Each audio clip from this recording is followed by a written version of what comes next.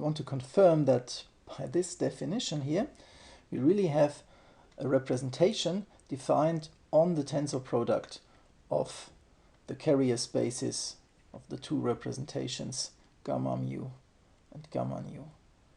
So to this end, we first act with our representation on a special element of the tensor product. So let's pick a vector u in capital U and a v capital V, and then it's sufficient to just check how gamma mu tensor nu, let's say of G and H, acts on U tensor V. So by definition, this is gamma mu of GH acting on U tensor gamma nu of GH acting on V.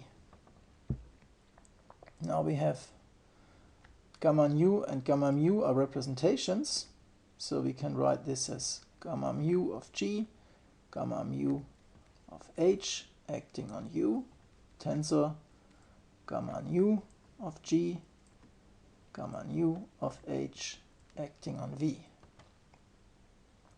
Okay, but this is just gamma mu of G and gamma nu of G multiplying something here in capital U and in capital V.